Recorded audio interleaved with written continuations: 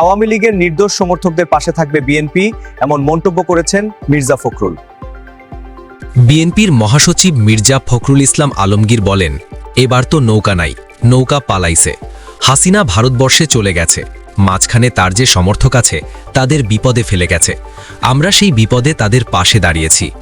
আওয়ামী লীগের নিরপরাধ সমর্থনকারীদের পাশে থাকবে বিএনপি। আজ বুধবার বিকেলে ঠাকুরগাঁও 1 আসনের রায়পুর ইউনিয়নের মোলানি বাজার এলাকায় এক পথসভায় একথা বলেন মির্জা ফখরুল। আজ মির্জা ফখরুল রায়পুর ইউনিয়নের কয়েকটি এলাকায় পথসভা করেন। হিন্দু সম্প্রদায়ের ভোটারদের উদ্দেশ্যে মির্জা ফখরুল বলেন, আমরা পরিষ্কারভাবে বলছি হিন্দু ভাই বোনদের, আপনারা কোনো চিন্তা করবেন না, আমরা আছি আপনাদের সঙ্গে। যারা অন্যায় করছেন তাদের শুধু শাস্তি হবে, যারা অন্যায় করেননি সাধারণ মানুষ, তাদের আমরা বুকের মধ্যে রেখে দেব, আগলে রাখব। এবারের জাতীয় নির্বাচন নিয়ে বিএনপির মহাসচিব বলেন, আর মাত্র 15 দিন পর জাতীয় সংসদ নির্বাচন হবে। আপনাদের মনে আছে, এর আগে আমরা এমপি নির্বাচন করছি 15 বছর আগে, মাঝখানে আমরা কোনো ভোট দিতে পারিনি। সব ভোট নিয়ে গেছে ওরা। কারা?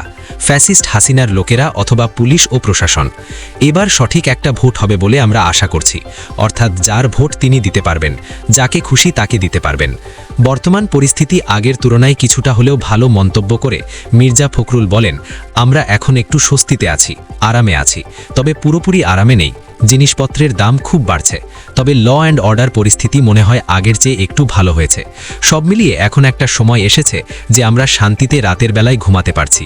যদি নির্বাচনটা হয়, আমরা সবাই যদি ভোট দিতে পারি, একটা সরকার নির্বাচন করতে পারি, তাহলে আমরা ভালো থাকব বলে আমি আশা করি।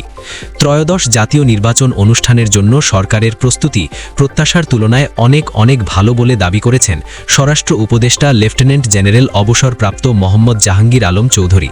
আজ বুধবার বিকেল 5টার দিকে সিলেট নগরের সুবিদ বাজার এলাকার পিটিআই মিলনায়তনে জাতীয় নির্বাচন ও গণভোট 2026 সুষ্ঠুভাবে সম্পাদনের লক্ষ্যে আইন শৃঙ্খলা বিষয়ক মতবিনিময় সভা শেষে যাকে সংবাদ মাধ্যমের কাছে তিনি এ দাবি করেন। স্বরাষ্ট্র উপদেষ্টা বলেন, মতবিনিময় সভার মেইন প্রধান উদ্দেশ্য ছিল আমাদের যে জাতীয় নির্বাচন 12 তারিখের, এতে আমাদের কোনো ঘাটতি আছে কিনা, ঘাটতি থাকলে কিভাবে সমন্বয় করা যায়। আসার পর আমি দেখলাম তাদের প্রিপারেশন প্রস্তুতি খুবই ভালো। আমাদের যে এক্সপেকটেশন প্রত্যাশা ছিল, সেই এক্সপেকটেশনের তুলনায় অনেক ভালো। নির্বাচনের সব ধরনের প্রস্তুতি নেওয়া আছে জানিয়ে স্বরাষ্ট্র উপদেষ্টা বলেন, আমাদের সব ধরনের প্রস্তুতি নেওয়া হয়েছে। এবার আমরা প্রতিটা ভোটিং সেন্টারে সুরক্ষা অ্যাপ রাখা হচ্ছে, সিসিটিভি ক্যামেরা থাকতেছে, ড্রোন থাকবে, তবে সব কেন্দ্রে নয়। তারপরে বডি ওন ক্যামেরা থাকবে, তারপর ডগ স্কোয়াডও থাকবে। আমরা এবার সব ধরনের প্রিপারেশন নিচ্ছি। আর এক একটা কেন্দ্রে 12 জন করে আনআর্মড আনসার থাকবেন, তাদের মধ্যে 6 জন পুরুষ আর 4 জন নারী। 3 জন থাকবেন আর্মড আনসার। স্ট্রাইকিং ফোর্স থাকবে সেনাবাহিনী থেকে, নৌবাহিনী থেকে, বিমান বাহিনী থেকে, র্যাব থেকে, পুলিশ থেকে, বিজিবি থেকে, কোস্টগার্ড থেকে এবং মোবাইল টিমও থাকবে। আমাদের প্রিপারেশন খুবই ভালো, এখানে কোনো রকমের কোথাও ঘাটতি নেই। অন্যান্য নির্বাচনের তুলনায় এবারের প্রস্তুতি আরও বেশি ভালো। বিভিন্ন সময় বলা হয়েছে প্রশাসন সহ বিভিন্ন জায়গায় আওয়ামী লীগের দোসরা রয়েছেন, তারা বিশৃঙ্খলা তৈরি করতে পারে কিনা। সাংবাদিকদের এমন প্রশ্নের জবাবে স্বরাষ্ট্র উপদেষ্টা বলেন, নির্বাচনের সঙ্গে যারা জড়িত, এখানে কোনো আওয়ামী লীগের দোসর বলতে কোনো কিছু নাই। এখানে সবাই নির্বাচনের জন্য প্রস্তুত, এখানে সবাই খুব ভালো এবং সৎ অফিসার।